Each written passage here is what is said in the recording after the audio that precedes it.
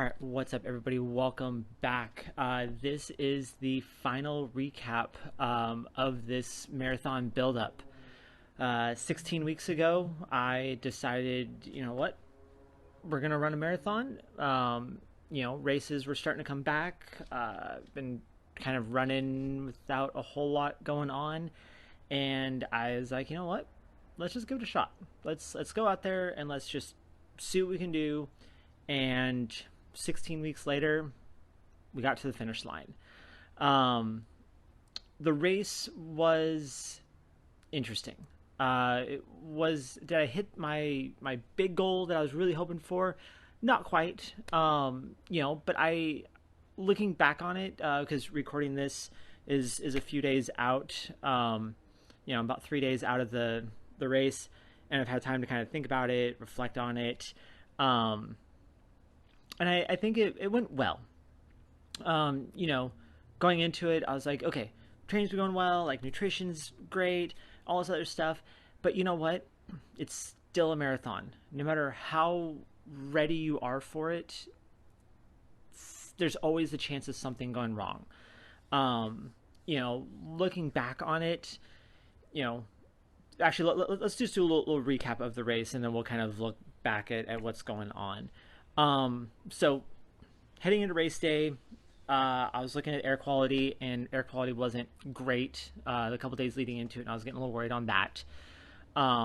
Weather, I was like, okay, it's looking okay. It's not great, and then as we kind of got closer and closer, weather was starting to show like, hey, it's gonna look good. It's gonna look good. We're gonna be in like the 50s, 60s, like right where I wanted to go. So I was like, yes, awesome.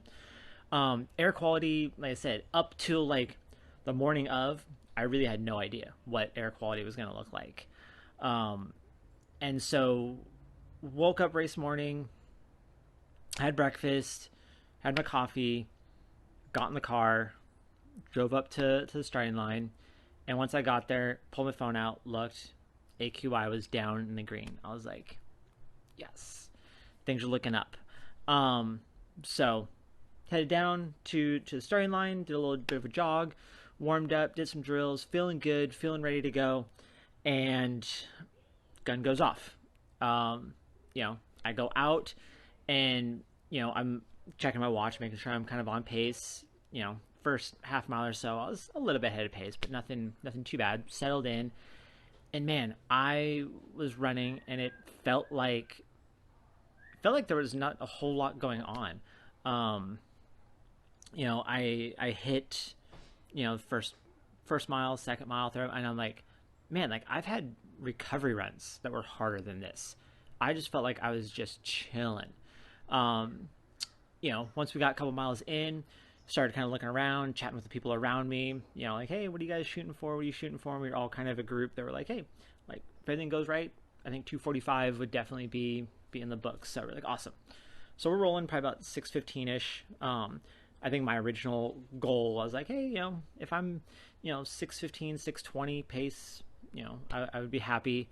So I was definitely a little bit on the faster side of that, but heading out, it is slightly downhill. So I was like, whatever, no big deal. Um, Through about 14, 15, I was just kind of chatting with the people around me. And I was doing that for a couple of reasons. One, just to like break up the monotony of being out there and running for that long. But also I was doing a little bit to keep myself in check, because I was like, okay, if I can keep a conversational pace, then I feel like I'm under control. Once I get to the point where I'm really not feeling like I can have a conversation, I might be pushing it a little bit too hard. Luckily, it didn't seem like I was irritating the people around me, because there was one or two guys that were definitely just having a conversation. They were, I would say something, they would kind of reply, and then they would start another conversation. And we were kind of going back and forth and having a good time. Got through to about 20, and I would say like 19, 20, I started feeling a little bit heavy. And I was like, you know what? This is a marathon. Like, this is part of it. I'm just gonna keep going and just do what I can and keep moving. Um, Got to 21, made a left-hand turn back onto the creek path, and I don't know what it was, but I got to about 21, and things just started, the wheels started falling off. I just, all of a sudden, that group that I was with, that I was rolling with, and like I was like, man, this is feeling great. All of a sudden, they just kind of started pulling, like they weren't picking it up or anything. They were just pulling away, and I was like, I can't keep up with them. Like I was feeling great a minute ago. What's going on? Wheels kind of started falling off, and then, dude, 22 hit, and I just got hit by a brick wall. Give you kind of perspective, I was rolling about 6:15-ish pace. From about 22 to the end, about the last 4 miles, I was kind of intermitting sections of walking and jogging at like 8-minute pace. But I was going from like low to mid 19-minute 5Ks to a 28-minute 5K to finish out. So that's kind of really how hard things hit. Looking back, slowing down 5 minutes a mile at the beginning, yeah, that might have helped a little bit. But I think being in that group helped. It helped kind of turn the brain off a little bit. So there's give and take, and there's all sorts of things that, yeah, this could have gone better, that could have changed, whatever. I think one thing that hit me a little bit harder mentally is there weren't as many gels out on course as I was expecting there to be. They were a little bit more scarce than typical years, and I think that kind of hit me a little bit. So I ended up carrying 2 gels with me, figuring that there would be 2 other gels out there because I was planning on having 4. So I went out there, had first gel right about out on the course. Ended up having my second gel about halfway or so. A little bit before halfway. The third one, I came up onto an aid station. This was the second time that I'd seen a gel. Went to grab it, and it just fell, and I ended up not having it. So I was like, okay, well, there's going to be another gel somewhere. I'll down my spare out of my pocket, downed it, and I think there was just too much time between that one and the next one. I think that's part of what hit. So maybe I would have fallen apart at 23, 24 instead of 22. Who knows? But that's just kind of how things played out. Yeah, and then got back into town, made a couple turns, and got to the finish. I want to say thank you to everybody that I saw out there on the course that cheered me on. That was awesome. One of the things about being in a hometown marathon was I saw so many people that I knew that were cheering my name that like the people around me were like, dude, are you famous? Like, what's going on? My parents were out there. I saw my wife at the finish line because she ran the half. Saw her out there. Saw some of her family. Saw a couple of friends down from Novato. Saw a couple other friends from Santa Rosa. There was a couple people that I saw out there that didn't even know that I was running the marathon, and they were just volunteering at aid stations. They're like, "Oh, hey, Mike, like what's up?" And so it was just great seeing all these people out there, and I think that really helped push me through.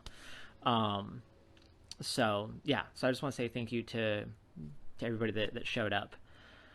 But yeah, and then post marathon, kind of fallout, got done, and man, I was tired. And I think those who've run a marathon know that saying I was tired was an understatement. Got to cross the finish line, walked over, kind of kneeled on one of the tables, had some electrolyte drink, kind of stumbled my way through to out of the chute, just started grabbing food and water, walked over, found a bench. I was like, I need somewhere to sit. I sat down, and my calves felt like they were about to explode. My hamstrings felt like they were just about to rip. Quads didn't feel too bad at that point, ironically enough. But I just sat there and I was like, I'm done. I'm just gonna sit here and hopefully somebody finds me, because I'm not going anywhere. But yeah, sat there for a bit, tried to get in some nutrition, and then was able to finally get up, start walking. Took me a little while, but I finally got to a point where walking was okay. Walked back to my car, Luckily, my dad drove my car home because there was no way I was driving a clutch um, in the state that I was in. Went and got some food, had a cheeseburger for breakfast. That was awesome, and then got home, and a couple days later, here I am. So took me about 3 days before walking up and down stairs was a thing that I could just do. Still not super comfortable doing, but I can do it. I don't need to walk backwards. I don't need to walk sideways. I don't need to crawl. That was definitely took a little bit of time. Um, so yeah, still recovering. The plan is I'm gonna take this week completely off. Next week, probably jump on the bike a little bit, start getting the legs moving. If I do decide to run, it'll be like end of the week, so minimum 10, 12 days after the marathon. Might do some easy jogging, but nothing major. And then we'll see. And then we'll kind of see where the fall takes me. But I want to say just the whole experience. Looking back, I think that this was a good experience. Would I do it again? I think so. Looking back at my training, because at the end of these videos, I tend to do like hey, this went well, this one didn't go well, and this is kind of my goal going forward. I want to do that for everything as a whole. Okay, so the good. I had a lot of consistency. I felt really good in a lot of stuff. I never finished a workout and felt like I was gonna die. I got done with all these workouts, and I kept mentioning this. Is like I felt really tired a lot of the times. I never felt super sore. I just felt really tired. And I think that's something that was just part of marathon training. And I learned a lot about marathon training. And you know what? Heading into some future races, I'm looking at I think I just learned a lot about training and its in entirety, and how my body reacts and what it needs to do and fueling and all this other stuff. And so I think I learned a lot through those things. The bad, I had a couple of little injuries early on that I'm just curious on how that would have changed things by the end. Early on I was having that little bit of a knee issue, and that kind of took the first 6 weeks to really get over it and get through it. So I'm really curious on how I would have felt if I would have been able to get my mileage up to that 60 to 70 miles a week earlier, and then maybe even hit an 80-mile a week later on in the cycle, and had more consistency at that higher volume leading up to this. Because really I kind of ramped up, and then by the time I got to that 70-ish week, it was oh, it's time to, okay, we're done. Because that's just where I was with everything. So I think that would have been interesting. Again, I think fueling was kind of my biggest thing, is just making sure I ate enough. I think that's something that's always an issue for me, is just remembering to eat enough, especially in times of high training. But yeah, and then the goal moving forward. Kind of happy about this one. So I'm going to do a little bit of time off, build up a little bit, jump in some cross country races, nothing super structured and focused there. But in the spring, I made another decision that might lead to a poor life choice, but I'm going to do some steeplechasing in the spring, and that makes me excited. Figure this is a good base build up. The fall will be another just kind of build through, get some hill work in, get some trail stuff done, start jumping on the track a little bit, getting the faster stuff back in my legs, where I like to be, and then starting the spring, start jumping over some hurdles and see what happens. I'm just super excited. At the age of 36, there aren't a whole lot of people that still do the steeplechase, and so I think it'd be really fun to be kind of the elder statesman out there on the track. And the funny thing is, I was joking with some people. I was like, well, at the age of 36, there's literally gonna be some people out there that are half my age. I'm like, how awesome would it be to just go out there and be like, dude, I'm literally twice your age and I'm still out there beating people. So I think it's gonna be fun, really exciting. But yeah, we'll see. I might do some more of this as we do build up into some steeple training.